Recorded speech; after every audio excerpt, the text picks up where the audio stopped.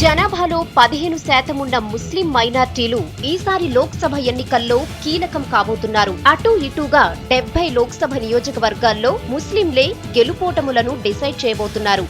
మొత్తం 218 సెగ్మెంట్లలో ముస్లింల vote share 10% పైగా ఉంది.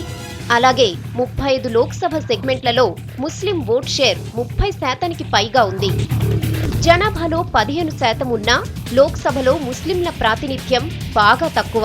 15వ లోక్సభలో 30 మంది ముస్లిం ఎంపీలే ఉన్నారు. అంటే మొత్తం లోక్సభ సభ్యుల్లో 6% అన్నమాట. జాతీయ స్థాయిలో మొదటి నుంచి కాంగ్రెస్ కు అండగా ఉన్నారు ముస్లిం మైనార్టీలు.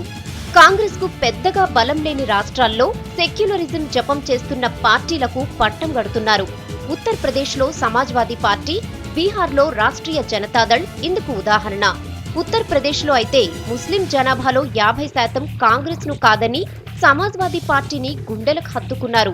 బాబ్రీ మసీద్ ఘటన తర్వాత కాంగ్రెస్ కు ముస్లింలు దూరం అవ్వడం బాగా ఎక్కువైంది. కాంగ్రెస్ పట్ల భ్రమలు తొలగినా బీజేపీ ప్రధాన పార్టీగా బరిలో ఉంటే ఇష్టమున్నా లేకపోయినా హస్తం గుర్తుకే ఓట్లు వేస్తున్నారు ముస్లింలు.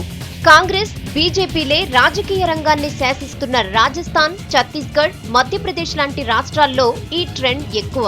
ముస్లిం ఓటర్లలో 70 నుంచి 75% మంది ప్రత్యామ్నాయం లేక తప్పనిసరిగా కాంగ్రెస్ కే ఓట్లేస్తున్నారు. అయితే ప్రత్యామ్నాయంగా 2-3 పార్టీలు బరిలో ఉన్నప్పుడు కాంగ్రెస్ ను ఓడించగల సత్తా ఉన్న పార్టీ వైపే మొగ్గు చూపుతున్నారు ముస్లిం మైనార్టీలు. ముస్లింలను దూరం చేసుకుంటే అధికారానికి రావడం అంత ఈజీ కాదన్న విషయం బీజేపీ ప్రధాన అభ్యర్థి నరేంద్ర మోడీ కూడా గుర్తించారు. అందుకే ప్రచారంలో ఎక్కడా ముస్లింలకు వ్యతిరేకంగా ఎలాంటి కమెంట్లు చేయడం లేదు. అంతేకాదు కొన్ని సభల్లో పని కట్టుకుని మరీ ముస్లింల పేదరికాన్ని కూడా ప్రస్తావిస్తున్నారు. ఎన్డీఏను చూసి భయపడాల్సిన పని లేదంటున్నారు. గుజరాత్ అసెంబ్లీ ఎన్నికల్లో ముస్లింలు బీజేపీకే ఓటేశారని గుర్తు చేస్తున్నారు. నరేంద్ర మోడీ ఈ తరహా ప్రచారంతో ప్రభావితమవుతున్న ముస్లిం యూత్ కూడా లేకపోలేదు. మొత్తం మీద 2014 ఎన్నికల్లో అభ్యర్థుల తలరాతలు రాయడానికి రెడీ అవుతున్నారు ముస్లిం మైనార్టీలు.